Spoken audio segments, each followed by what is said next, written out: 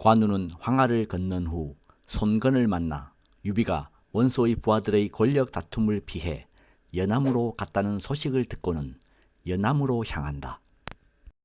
도중에 관우는 황건적 주창을 만나 부하로 삼아 같이 떠난다. 가다가 고성에 장비가 있다는 소식을 듣고는 고성에 들른다. 참고로 고성은 가상의 지명이다.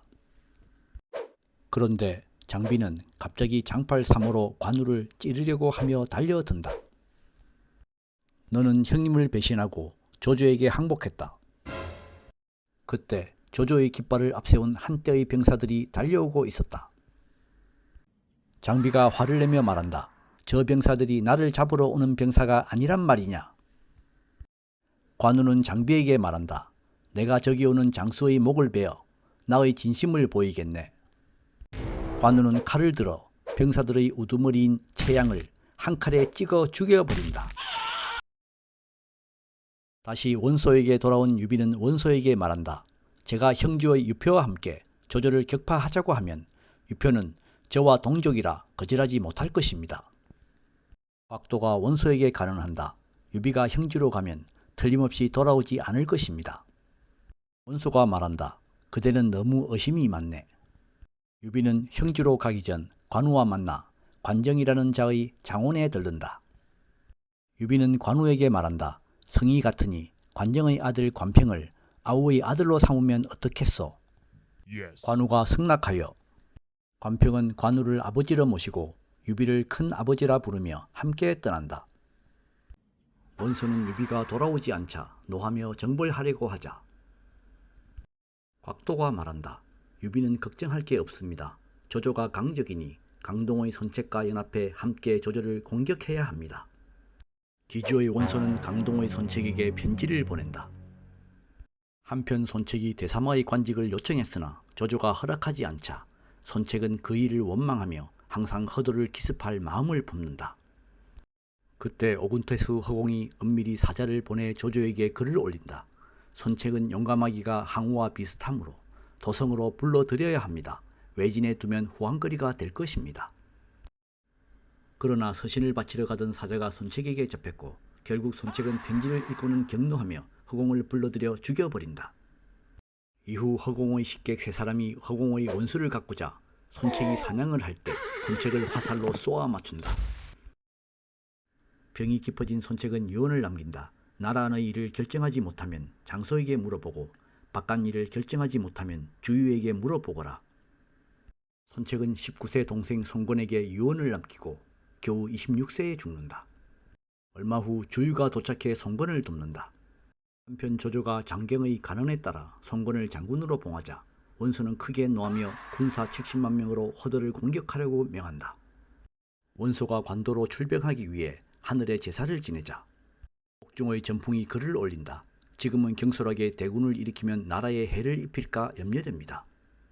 성난 원소가 전풍의 목을 배려했지만 주위에서 말리자 원소가 말한다. 내가 조조를 격파한 후에 그 죄를 처벌하겠다. 원소와 조조는 각자 관도로 출병한다. 조조는 7만의 군사로 진격했고 순육을 남겨 허도를 방비하게 했다.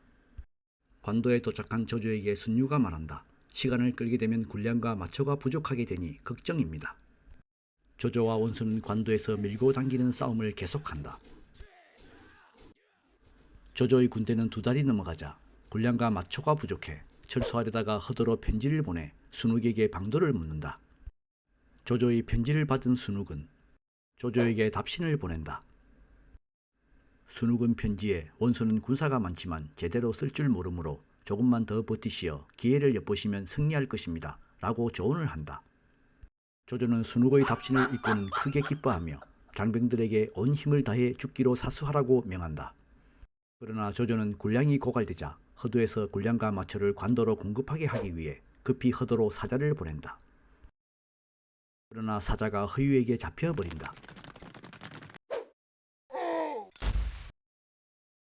허유는 가로챈 편지를 읽고는 원소에게 말한다.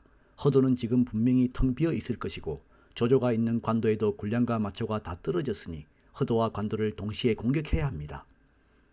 그러나 원소는 대답한다. 조조는 꾀가 많은 자라 이 편지는 적을 유인하려는 계책이요. 이때 업성에서 편지가 온다.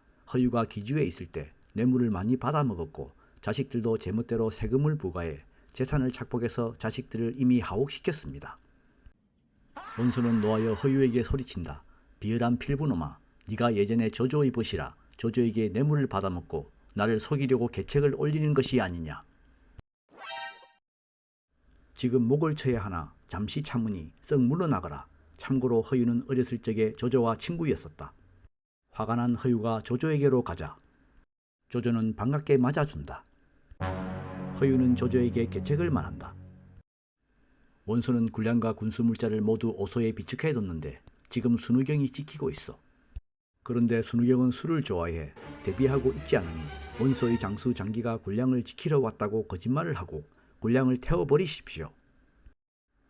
허유의 말을 들은 조조는 해질 무렵 오소로 출발한다. 조조군은 한밤중에 오소에 당도한 후 원소 군사들을 죽이고 불을 질러 군량과 마초를 불태워버린다. 원소는 오소가 함락되었다는 소식에 오소를 포기하고 군사들을 증강의 관도로만 보낸다. 그러나 조조군의 매복 공격에 대패를 하고 도망을 간다. 원소에게 빼앗은 서적 중에 편지 한 다발이 나왔는데 허도의 여러 사람들이 원소와 내통한 편지들이었다. 좌우 사람들이 모두 대조해서 죽이라고 말하지만 조조는 원소가 강성했을 때는 나 또한 스스로를 보호할 수 없었는데 하물며 다른 사람들이야 어떠했겠는가 라고 말하고는 불태워버리라고 명한다. 행군 중에 원소는 패잔병들의 울음소리가 들려서 뉘우치며 봉기에게 말한다. 전풍의 말을 들었더라면 이런 화를 만났겠는가. 그러자 봉기가 헐뜯었다. 옥에 갇힌 전풍이 주공이 패하셨다는 소식에 크게 웃었습니다. 원소는 크게 노하며 사제에게 칼을 주면서 먼저 어편으로 가서 전풍을 죽이라고 명한다. 원소의 사자가 칼을 가지고 오자 전풍은 스스로 목을 베고 죽는다. 한편 유비는 한 차례 조조의 허도를 공격했으나 패한 후 유표에 어탁하러 형주의 치소 양양으로 간다. 유비가 오자 채모가 험담을 하지만 유표는 유비는 동족으로 나의 아우요 오래전부터 만나고 싶었소 라며 후하게 대접한다. 한편 원소는 패배가 계속 이어지자 충격을 받고는 피를 토하며 죽고 만다. 결국 조조는 북방을 평정한다.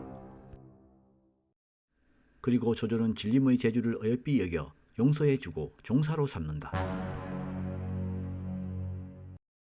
기주성에 들어간 허유는 조조에게 말한다. 자네가 나를 얻지 못했다면 어떻게 이 문을 들어갈 수 있었겠는가. 조조는 웃는다. 그 말을 들은 장수들은 분노를 품는다.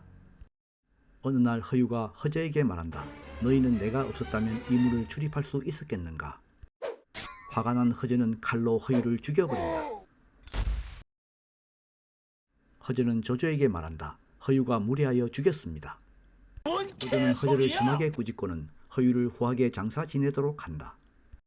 한편 형주 양양에서는 유표는 유비에게 말한다.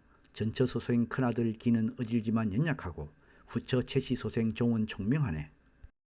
작은 아들을 세우자니 예법에 어긋나는 것 같고 큰 아들을 세우자니 채시 종족들이 군사일을 장악하고 있어 난이 일어날 것 같네. 유비가 말한다. 예로부터 작은 아들을 세우면 환란의 길을 택하는 것입니다. 채시의 권력은 서서히 힘을 줄이시면 됩니다. 채 부인은 병풍 뒤에 있다가 유비의 말을 듣고는 몹시 유비를 증오한다. 채 부인이 동생 채모와 상의했는데 채모가 말한다. 먼저 유비를 죽인 다음에 주공께 알리시지요. 이것으로 마치겠습니다. 감사합니다.